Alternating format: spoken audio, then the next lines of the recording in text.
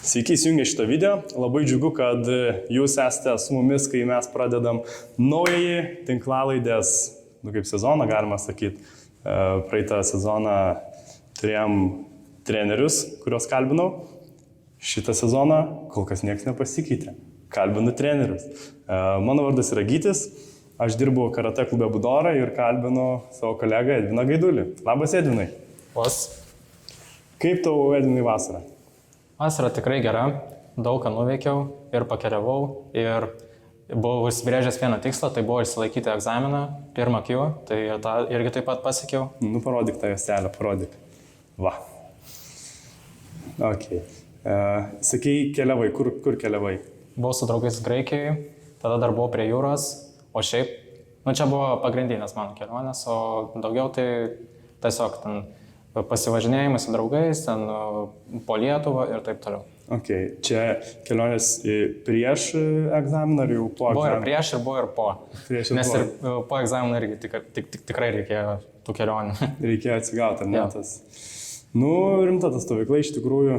O kaip, gerai, papasako, kaip tu ruošeisi tam egzaminui ir kiek tas pasiruošimas truko laiko? Nu, iš pradžių, šiaip galima pasakyti, mano tas ruošimasis truko nuo pačio šito sezono pradžios, nes norėjau laikyti prieš 2 metus, bet tada taip gavosi, kad per patį egzaminą sirgau COVID ir dėl to negalėjau aš laikyti. Ir po to praeitais metais nelaikiau dėl to, nes tiesiog labai daug laiko užtrukau dėl mokslo, nes buvo 12 klasė ir egzaminas turėjau laikyti ir negalėjau tiesiog laikyti. To egzaminą neturėjau laiko tam ir nusprendžiau šiais metais laikyti. Tai tas intensyvus pasiruošimas ir truko nuo pačio egzamino, pačio sezono pradžios ir tiek. Ir tiek, ne? Ja. O kaip vyko tavo pasiruošimas? Daugiausiai pasiruošimas buvo savarankiškas, buvo ten ir kad treniruotis kokias katas pasikartot ir aišku pati stovykla, kurioje aš laikiau egzaminą, tai irgi labai padėjo, nes nors ir treniruotės buvo sunkios, bet pagrindinis dėmesys buvo skirtas pačiam egzaminui per tas treniruotės ir ten pasimokėm ir tą naują techniką, taip pat ir net ir buvo tokių treniruočių, kur ir pirmą daną pasimokėm techniką. Pirmą daną techniką? Jo. Okay. Ir taip pat seną techniką pasikartojom. Okay, tai tau pirmą daną laikyti bus šiek tiek lengviau. Taip. Pasiruošimas vykdavo. Jo, šiek tiek lengviau. Jau moku techniką, turiu omeny, moku blokus ir smūgius ir vieną katą. Ne, ok. Bet vis tiek tas pirmo dano egzaminas gal taip žiūri į techniką, bet, pagrindinę tai jaučiu bazinę techniką. Jo. Kokį spėčiau, 50% tikrai sudaro. Jo, spėjau aš tam pamatyti truputį per egzaminą. Buvo, ne? Bet tai yra tavo pirma stovykla, tokia Raganėje? Jo, čia buvo pirma stovykla. Iš tikrųjų labai stresavau dėl pačios stovyklos, nes, nežinau, ko tikėtis. Ką aš girdėjau apie Raganę, tai oi, kaip baisu, sunku, ten visi mirė grįžta namo, tai aš dėl to ir labai bijojau, bet šiaip, ką galiu pasakyti, palyginus, pavyzdžiui, egzaminą su treniruotėm, tai egzaminas buvo tikrai lengvesnis negu treniruotės, manau, net treniruotės buvo sunkesnis, ten anksti keltis ir bėgti prie jūros krosiuką ir tada prie jūros ten katas daryti, arba kartais net mums dar davė per ant rakų jūrai pačioj daryti. Ir ten irgi taip buvo, toks labai naujas dalykas man. Yeah. Ir šiaip pačioj stovyklai, sakyčiau, labai taip iš komforto zonos aš išėjau, tai buvo tikrai sudėtinga, bet tikslas buvo pasiektas, kurį užsibrėžiau ir tai man svarbiausia ir ta prasme man visi tie sunkumai tiesiog pasišalina ir džiaugiuosi to, kad egzaminą išlaikiau. Jo, iš tikrųjų labai smagu, kad tau išėjai iš dėžės, ne? Ir jo, žinau, aš irgi atsimenu tas pačias stovyklas, kaip ateina treneriai, ir sugalvoja, ką čia galima įdomiausia sugalvoti. Estafetės prie jūros. Aš atsimenu, kai aš buvau rudas diržas ir, jau jaunas suaugęs, aš neatsimenu, kiek ten man metų buvo, gal 18, bet statėm smėlio pilis prie jūros. Padarėm katas ir statėm smėlio pilis. grinai prie jūros. Ir tada ėjom irgi, kovojom pačioj jūroj, įbridę iki diržų.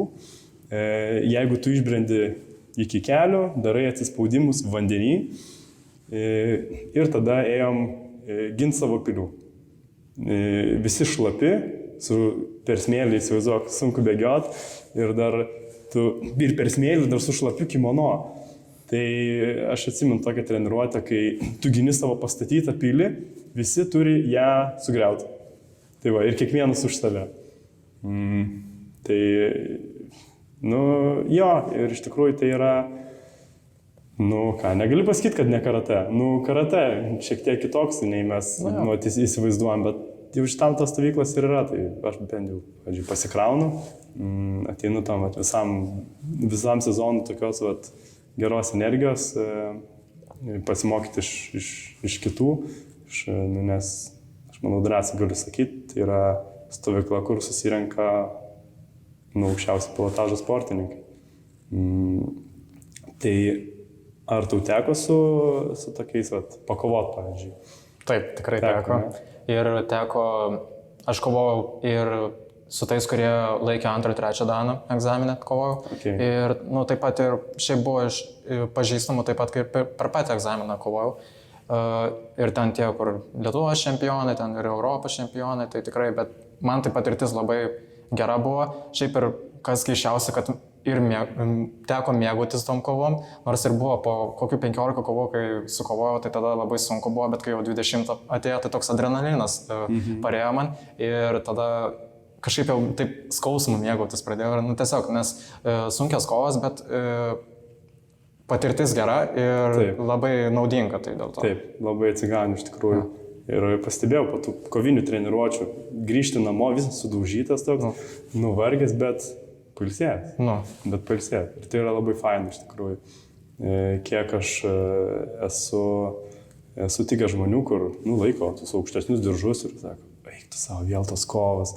Arba ten grįžta po kovų, dar ten vos stengiasi iškentėti tas kovas, tai, jie galiausiai nebesportuoja. Nebesportuoja, meta, tai tarsi neprilipo. Čia yra grinai tas, irgi netgi karate, šitą Kiokušino priesaikoj yra parašyta, kad apsivalymas, meditacija, būtent per sunkės treniruotės, per sūrų prakaitą, per smūgius, kuriuos tu priemi, kuriuos tu susmūgiuoji. Ir tai yra viena iš Kiokušino filosofijų, iš tikrųjų. O gerai, kaip pats egzaminas? Buvo sunkus, nebuvo sunkus? Sakyčiau, ką tik kaip pasakiau, kad egzaminas nebuvo toks sunkus, kaip treniruotės buvo, bet šiaip egzaminas buvo sunkus, vis tiek dar nauja patirtis yra, kad egzaminą reikėjo laikyti lauke, nes man dar tokio dalyko, man rodos, neteko, kad lauke reikia laikyti egzaminą, tai irgi tokia naujovė, bet, sakyčiau, kad nelabai sunku. Sunkiausia man buvo kovos. Iš pradžių buvo sunkiausias kovos, po to tada jau truputį, kai jau atsikovoji, tai jau tiesiog išsikrauni, kiek gali, ten 5 kovos, tai tu galvoji ne tai, kad kaip pavargau, tiesiog galvoji, kad dar 5 kovos reikia išsikrauti, ten visą savo atiduoti tose kovose ir viskas. Bet tai keista, pavyzdžiui, nes tu atbūni tas visą stovyklą, ir dar paskutinę dieną turi, jau atrodo visas ten pavargęs, jau raumenis skauda, ten jau, nežinau, jau trūksta miego. Nieko, varau toliau, varau iki galo, žinai. Nes dažniausiai, aš kaip ir suprantu, ir daugiausiai ir būna, kad, pavyzdžiui, atvažiuoja į tą stovyklą sportininkai su tuo tikslu, kad nori išsilaikyti egzaminą. Pas mane ir dar buvo iš to, kurie pirmą Q laikė, tai buvo tokių, kurie netėjo laikyti egzaminą, bet nusprendė, man rodos, net paskutinę dieną, kad laikys egzaminą. Ir išlaikė visi, pavyzdžiui. Okay. Super, iš tikrųjų parodė tą, šiaip varyti stovyklą, važiuoti stovyklą ir išbūti tą visą savaitę, toks jau, savaime yra toks išbandymas. Ir kai jau ta paskutinė diena egzaminas yra, tai, žiūrėsim. Atsistoja egzaminatai, žiūrėsim. Ar tau užteks, žinai, parako užpakalį. Ir dar kas baisiausia yra, kad kartais tu net nežinai, kada tas egzaminas bus. Būna tiesiog paskutinę dieną pasako. Arba kada kovas bus. Nes iš pradžių buvo nuspręsta taip, kad šeštadienis buvo paskutinė diena, ryte dar treniruotė ir tada išvažiuojam namo. Tai penktadienį buvo egzaminas. Turėjo būti penktadienį egzaminas ir kovas. Tada nusprendė penktadienį egzaminas, šeštadienį ryte kovas. Tai aš galvoju, jau nuo 7 ryto kovoti, tai čia tikrai mane nuplėš visą. Bet... Jo, tai toks ir psichologinis toks išbandymas čia, taip biškai nervų patampa. Jo. Tikrai toks. Buvo toks nervas patampa, taip gerai. Bet nieko, vis tiek. Tai yra patirties dalis. Ja. O visokios patirties, aš manau reikia. Gal pradėkim tada nuo pat pradžių. Kada tu pradėjai sportuoti? Tai pradėjau sportuoti aš nuo 2 klasės. Dabar jeigu aš esu Vilniaus universitete antrakursis, tai čia gaunasi, man rodos, kad 11 metų aš sportuoju šitą sportą. Ir pati pradžia buvo tokia, nesakyčiau labai ten įspūdinga, kad ten kažkas išskirtinio kaip iš kitų žmonių, ten kad pasirenka tokią sporto šaką. Aš tai tiesiog pirmą, kai buvau mokykloje, negalėjau nuspręsti, ką aš noriu sportuoti, nes, pavyzdžiui, mano brolis buvo visą gyvenimą krepšininkas ir tada tėvai galvojo, tai gal tu krepšinį nori pabandyti. Aš nenorėjau bandyti tokio sporto, kuris yra labiau komandinis. Aš nors ir su tėvu žaisdavau ten, pavyzdžiui, futbolą vaikystėje, tai aš irgi taip pat nenorėjau ir tos sporto šakos bandyti. Aš norėjau kažką tokio individualesnio. Ir tėvas tada man pasiūlė pabandyti kažkokį kovos meną. Tai, nes mano tėvas jaunystėje buvo boksininkas, tai vienintelis variantas, kokį aš turėjau, tai iš mano progimnazijos tai buvo karate. Tai aš dėl to pabandžiau šitą sporto šaką. Labai man patiko, treneris labai geras buvo. Mano pirmas treneris, buvo Modestas Čiplys. Linkėjimui Modestui. Tai va, labai patiko pačios treniruotės. Aišku, pirmą aš, kai pradėjau sportuoti, aš tai net nesupratau, ko aš tikiuosi šitą sportą. Nežinau, ten nei taisyklių, ten, pavyzdžiui, kovose, ten, kokios ten taisyklės yra, ką ten daryti reikia. Aš tiesiog atėjau, nes norėjau kažkokį sportą lankyti ir tada metai ėjo ir tada man tiesiog labiau prie širdies šitas sportas buvo ir toliau ir dabar lankau. Tai aš iš tikrųjų, kad galėčiau pakomentuoti, kaip sakei, ne kažkokia tai įspūdinga istorija, ne? Ten kaip pradėjai sportuoti, bet kartais to net nereikia. Ja. Visa ta įspūdinga istorija yra per ne kaip pradėjai, bet žinai, kaip eina kaip tęsiasi jo tas tavo kelias. Nes, kaip čia mes, ir aš labai dažnai mėgstu sakyti, ne pabaiga, bet nueitas, žinai, tas visas nuotykis. Turinys. Taip, turinys. O tai sakei, Modestas tavo pirmas treneris, tu jų turėjai ne vieną. Ar ne? Ar skaičiavai, kiek tu treneri? Nes kiek žinau, tu nemažai trenerių pakeitė, ar ne? Jo, dabar galiu išvardyti. Pirmas buvo Modestas, tada buvo Tautvydas, tada buvo Gytis, aš. Tada buvo Magdalena, tada buvo Brigita ir dabar Julius. Tai šiandien 6. 6 treneriai. Super. Aš kaip sportavęs pas vieną trenerį didžiąją savo gyvenimo dalį, tai man tas yra galbūt keista. Aš, matai, nelabai suprantu, su kuo susiduria žmogus, kai pasikeičia treneris. Arba, nes mes dabar irgi, jeigu keičiasi grupė, ar ne, keičiasi treneris, ne, grupėje, ne, dėl vienų ar kitokių priežasčių, arba sportininkas tobulėja ir išauga savo grupę, jiem jau reikia daugiau treniruočio, daugiau dėmesio ir perina į rinktinės grupės, ne, ir irgi keičiasi treneris. Kaip sportininkas jaučiasi, kaip, pavyzdžiui, tu pats jautėsi, kai ateini rugsėjo, sako, labas, aš tavo naujas treneris. Tu nepažįsti šito žmogaus. Kaip tu su tuo tvarkeisi? Iš pradžių visą laiką būdavo baisu. Ypač jeigu tu keiti grupę. Nes jeigu, pavyzdžiui, yra ta pati grupė, ten tie patys sportininkai, gal keletą naujokų ateina, bet yra kitas treneris. Tai, aišku, vis tiek irgi būna ta baimė, nes nežinai, koks treneris yra. Ar ten tas, kuris labai griežtas, ten kur vieną klaidelę kokią ten neklausysi, tai taip toliau, tai tavo spaudimus visą treniruotę tos daryti. Arba jeigu, pavyzdžiui, būna nauja grupė, tai ten iš viso. Būna, pavyzdžiui, sportininkai, kurie yra už tai aukštesni, vyresni ir tada dar didesnė baimė, nes galvoja, kad tu visą laiką Vilnių gausi per treniruotę iš jų.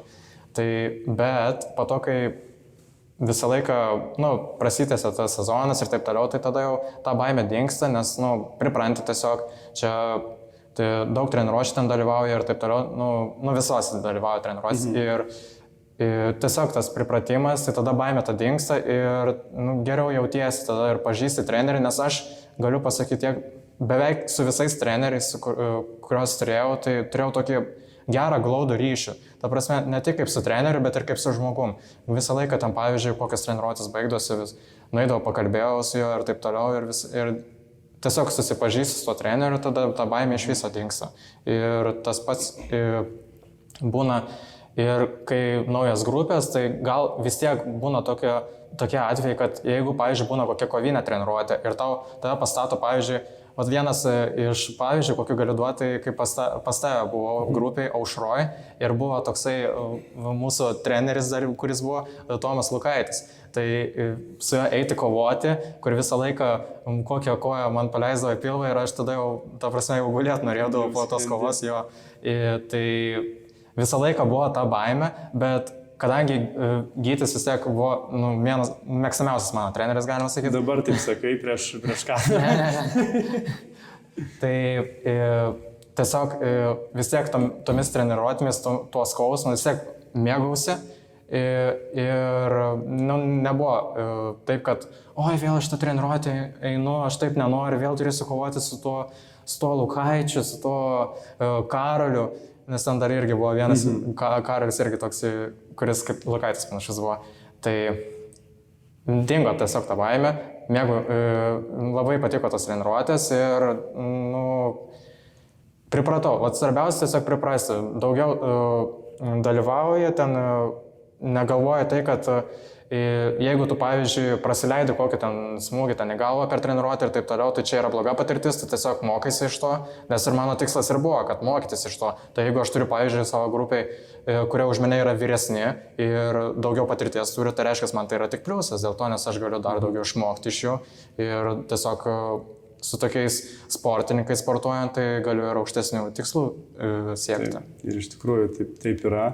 Labai sunku būna ir aš pats ėjau į kitą grupę, kurioje buvo ir suaugusių, ir vyresnių, ir aukštesnių, ir didesnių, ir stipresnių, ir ateini ir prasileidi galvą. Kai, nežinau, kai tau 13-14 metų ateina suaugęs žmogus su rudu diržu, su mėlynu, su geltonu ir toks. Kažkoks kosmosas, kaip man su šito kiborgu reiks kovoti ir toks biškai gal, eini ir darai. Toks biškai gal nemalonu, labai toks diskomfortas, bet kažkaip užsivedi kaip motoriukas. Eini vieną kartą, antrą kartą, žiūri, jau nebeprasileidži. Žiūri, tu pataikai. Ir tada, ir aš taip pat pats matau, kad su stipresniais priešininkais, aukštesnio pajėgumo, žmonės, sportininkai ateina jaunesni ir jeigu jie nori, tai jie labai greit pasieks tą patį lygį, labai greit. Jeigu jie išsigas, tai tada jie tikėtina, kad nebesportuos. Tikėtina, kad nebesportuos. Tas nenoras nugalės juos, bet jeigu nori, tai čia yra čempiono bruožas, kurį taip pat galima išsiugdyti, jeigu galvojat, kad čia aš neturiu čempiono, čia tos gyslelės. Čempionais negimstama, čempionais tampama. Taip, iš tikrųjų taip. Ką tu galėtum patarti žmonėm, sportininkam, kurie,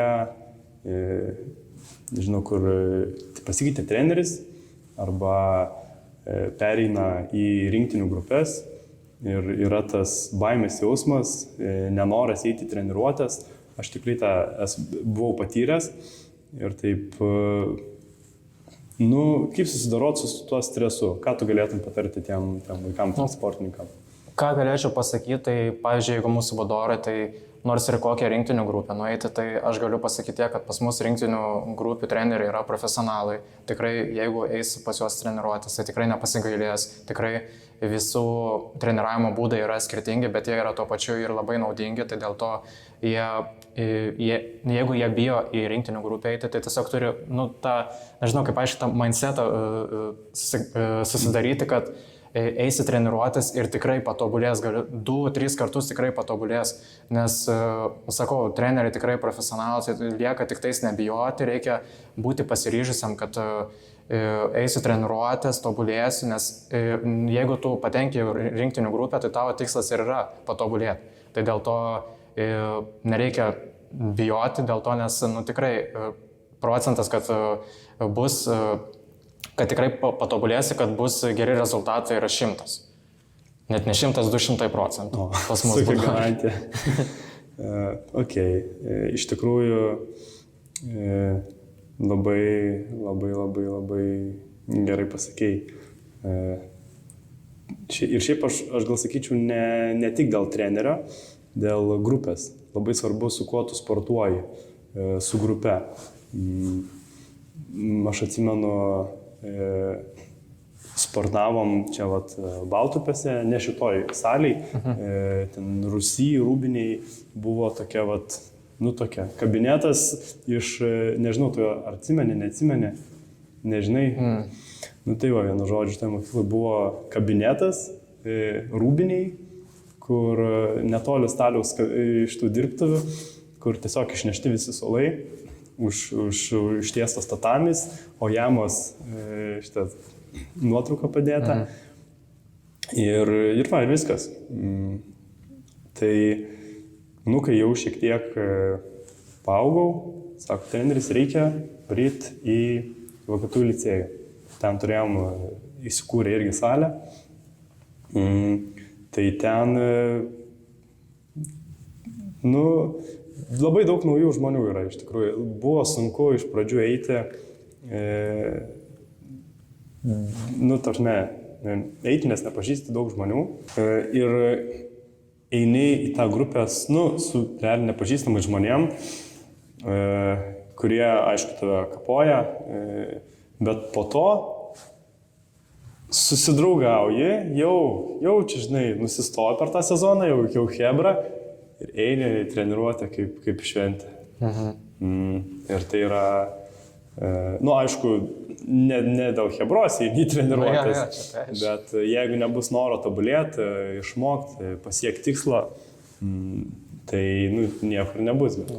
Bet tikrai viena iš sudedamųjų dalių yra žmonės, su kuriais tu sportuoji. Treneris, kaip tu sakėjai, užmezgi ryšį su treneriu. Tau maloniau yra eiti į treniruotės, jeigu nepasirodai treniruotėj jau, žinai, nesmagu prieš trenerį, ne, ir taip pat, su hebra, sakai, Tomai, netei trenki, kur tu esi, davai, greičiau, tingi ten dar, varom, gerai, ir taip užmotyvuoji, tikrai žinau, kad mes vieni kitus užmotyvuodavom ir tai labai faina iš tikrųjų. Tai, tu pats sportuoji, bet tu taip pat ir vedi treniruotės. Papasakok, kaip tu pradėjai vesti treniruotės? Tai man ta treniravimo patirtis labiau prasidėjo ne šiam sezonui. Šiaip šiam sezonui tai čia yra pirmi metai, kaip aš normaliai treniruoju, turiu savo grupės, bet pati patirtis mano prasidėjo prieš, man rodos, 3 metus.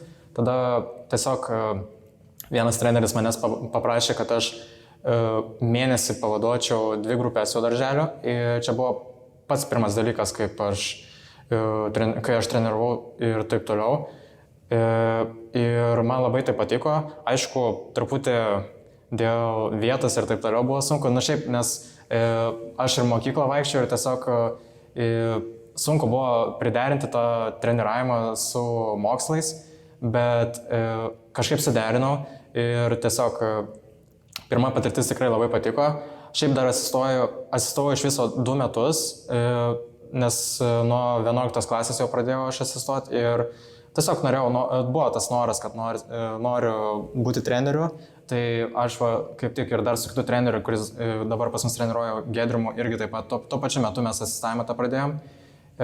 Ir vaikščiau tas treniruotės, stebėjau, tada vaikščiau pas Gintarą Viturį, ten stebėjau jo treniruotės. Ir irgi taip pat buvo labai įdomu.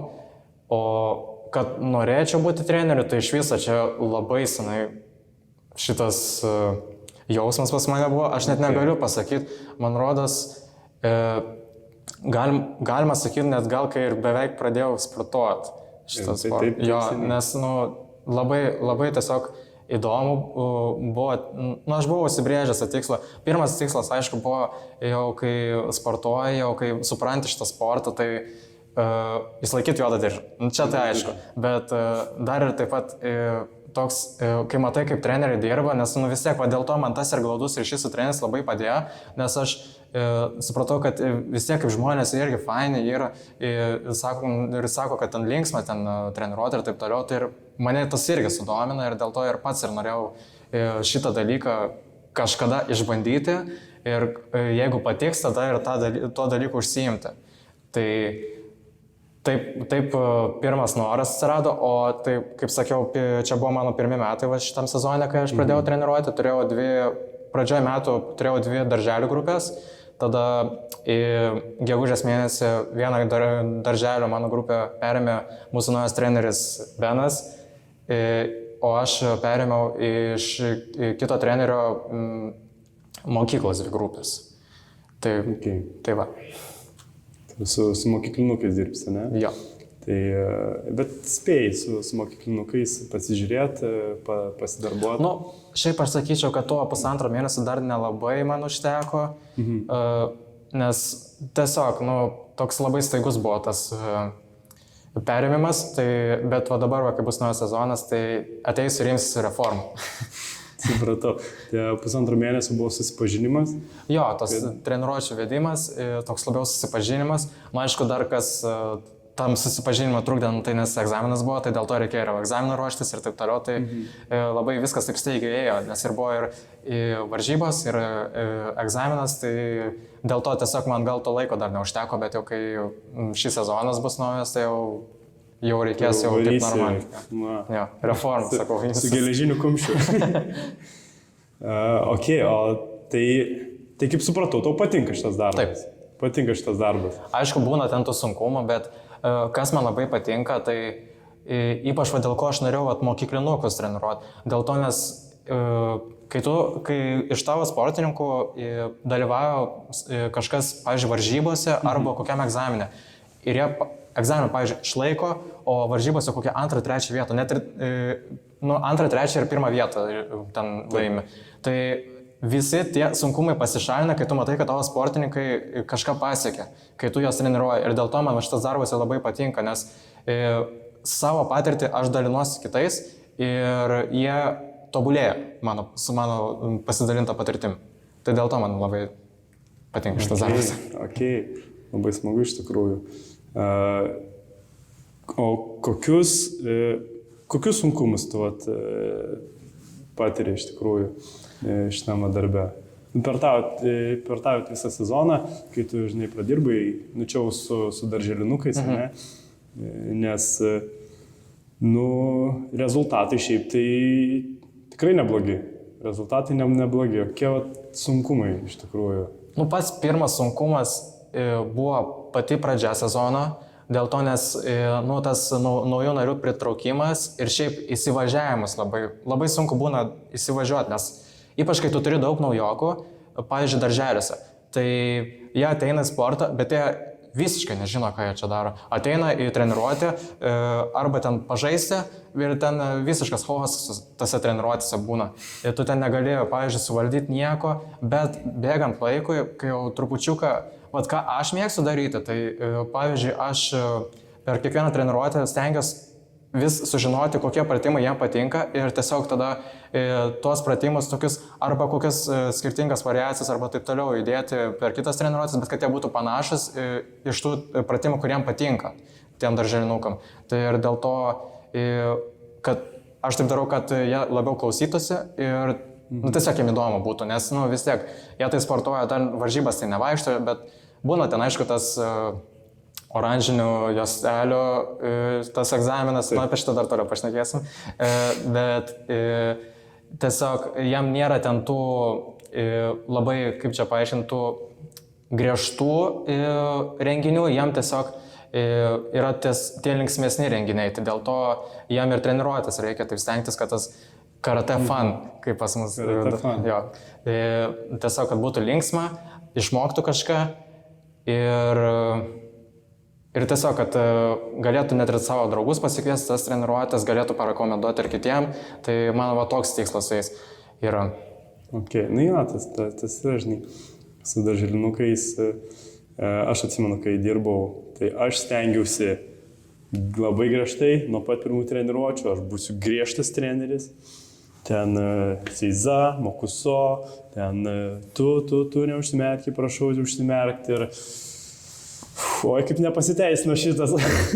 Jo, šitą irgi taip pat pastebėjau, tas griežtumas, tai jam kartais ir būna taip, toks ateini, toks, koks piktas dėdė atėjo treniruotę ten, bet, ta prasme, vis tiek tai nepakeis nieko dėl to, nes jie vis tiek ateina sportuoti dažniausiai dėl to, nes tiesiog nori linksmai laiką praleisti. Taip, nes nori linksmai, čia tai yra visiškai emocija. Jie turi, aš kaip įsivaizduoju, jie turi susipažinti su karate. Ja. Turi kažkiek susipažinti. Toks ir tikslas ir yra. Nesportuoti, ne jokių kažkokių, nežinau, rezultatų. Būkim tikrai atviri, darželinukai nepasieks, nes mes jų nerekomenduojam, nereikalaujam ir gal, nežinau, nerekomenduojam siekti nuo pat mažesnio tavo amžiaus, bet, rezultatai, žinai, tikslai padaryti atspaudimą, padaryti 10-20 pritupimų, sugniaužti kumštį, atsistoti ant kumščių atspaudimų pozicijai. Čia būdavo jau aukščiausias pilotažas, jeigu padaro porą atspaudimų ant kumščių, tu esi jau lyderis, maladėts. Tai apie tą oranžinę juostelę, tu buvo užsiminėjai, man labai yra įdomu. Nes, kiek žinau, tu labai nemažai savo mokinių prileidai prie egzamino ir jei neklystu 80% savo... Jo, beveik 80%. Savo visų mokinių, kas yra, man atrodo, tai yra kosminiai skaičiai. Nes kai aš dirbau su darželinukais, tai niekur aš, nei vienas pas man nebuvo apsigynęs oranžinės juostelės, tai nenoriu, tai gal aš nemokėjau sudominti, tikrai neturėjau aš tos patirties su mažiukais. Dabar gal daryčiau kitaip, bet, nes su patirtim, galbūt atėjo daugiau žinių, bet anksčiau sunkiai į renginius pritraukti kažkaip. Tai aš norėjau paklausti, kokia yra tavo patirtis, kokia yra tavo paslaptis? Taip, tai viena iš mano tikslų realiai šitam renginiui buvo tai, kad vaikai norėtų jame dalyvauti. Ir dėl to, nes aš tikrai jų neveršiau, ten, ta prasme, nėra čia ko versti, nes šitas oranžinių juostelių egzaminas, čia yra kaip ir pas mus tiesiog mažyliam šventė. Taip. Tai mano tikslas buvo tiesiog, kad jie norėtų ten sudalyvauti, tai dėl to aš tokį kaip ir planelį turėjau. Aš pradėjau juos mokyti tą techniką nuo lapkričio mėnesio. Jeigu neklystu, tas egzaminas buvo, man rodos, sausio mėnesio. Sausio ar vasario. Sausio arba vasario mėnesį. Tai aš prisimenu tikrai, kad nuo lapkričio mėnesio pradėjau aš juos mokyti tą techniką, bet ne taip, kad ten per treniruotę ateini ir ten visus ten tos technikos, ten smūgius ir taip toliau padarai, o tiesiog po vieną kokį ten bloką vieną padarai, kitą treniruotę kokį vieną smūgį ten, tada ten pavadinimus ir taip toliau. Ir aš tiesiog norėjau žiūrėti, ar jam patinka šitas dalykas. Ta prasme, kad jie ten mokosi ten skaičiavimą japoniškai, kad kitas žmogus, kuris nesportuoja, pagalvotų, o kam šitą dalyką reikia mokėti. Tai dėl to norėjau pažiūrėti, kaip jie reaguoja į tokius va mokymus. Mačiau, kad jiem tikrai patiko, tada pradėjom toliau tęsti tos mokymus ir tada, kai koks mėnesis liko iki egzamino, tada tiesiog visą laiką, kai praeido ten treniruotis, ten apšilimo dalis, ten tempimas ir taip toliau, tai mes tada, aš tada ateidavau ir paklausdavau vaikų, kas gali man parodyti, kokius mes mokam blokus. Ir tada būdavo jau, kad kokie pusė vaikų ten pakelia rankas, jau nori parodyti blokus, man to neužteko. Aš norėjau, kad visi vaikai keltų rankas. Todėl aš sakau, parodau bloką, tada kokias 2 minutės praeina, dar kartą paklausiu, kas gali parodyti dar kartą, kokie pas mus yra blokai, kurios jūs turit mokėti. Tada jau visi kelia ranką, tada jau matau, jau kitas reikalas yra. Ir tiesiog matau, kad vaikam patinka, linksma yra, kai darom blokus, visi skaičiuoja, ne tik aš skaičiuoju, visi mes skaičiuojame. Ir tada kitas žingsnis, jau kai vaikai nori egzaminą laikyti, nes aš visą laiką ir dar klausiu, ar jūs norit laikyti egzaminą, visi taip, norim laikyti šitą egzaminą. Tada kitas ciklas buvo, aišku, įkalbinti tėvus, kad vaikas tikrai gali laikyti tą egzaminą, tai tiesiog nepasigailėsi, tegul sudalyvauja ir taip toliau. Na, aišku, buvo tokių variantų, kur, pavyzdžiui, negali ten arba kažkur išvažiuoja ir taip toliau. Bet šiaip, ko aš labai džiaugiuosi, dar vienas dalykas, kad pas mane ir buvo tokių vaikų, kurie buvo 3 metų, patys mažiausi iš mano grupės ir iš 4 3 sudalyvavo ir tikrai matėsi, net ir taip atrodė per treniruotis, kokį ten Genamarai bloką daro, ten tai va. Daro, bet kažką daro, vis tiek mokosi. Ir per egzaminą irgi taip pat matėsi, kad bent jau prisimena, ką daro. Na, aišku, ten gal kokį pavadinimą paklausti, tai gal nepasakytų, bet tos veiksmus, ten tos blokas, tos smūgius, tos kojos smūgius, net tas spaudimas, ten pritupimas, atsilinkimas, viską padaro. Tai va, tas labai mane pradžiugino, kad va tie ir mažiausiai irgi taip pasidalyvavo. Ir, ką žinau, tikrai aš, šitas dalykas, tas dalyvavimas oranžinių juostelių egzaminų tikrai yra mano didžiausias džiaugsmas šitame sezone, nes tikrai daug darbo buvo įdėta, bet aš žinau, kad vaikai nori dalyvauti, man svarbiausia tiesiog reikėjo išmokyti ir kažkaip įkalbinti, aš nežinau, net priversti, bet įkalbinti, kad jie norėtų tikrai, kad sudalyvautų, kad nebijotų, nes aišku, nors taip atrodo, kad nori, bet būna, kad ir bijo, nes ten, pavyzdžiui, labai daug minė vaikų bus ir ateini ir tu nežinai, tau tiesiog baisu, nes yra tokių vaikų, tokių žmonių, kurie bijo ten tokių renginių. Bet tikrai džiaugiuosi, kad tiek daug sudalyvavo. Šį sezoną tai planas yra 100%. 100%. Ir jau nebe oranžinės juostelės, jau yra oranžinių diržų, ar ne? Ir gal ir aukštesnių netgi. Ir aukštesnių. Ir aukštesnių pasaulyje. Super, iš tikrųjų labai smagu pasakoti, matau, kaip tu pasididžiavimu kalbė. Tai daug darbo įdėta ir daug darbo, tas darbas atsipirko.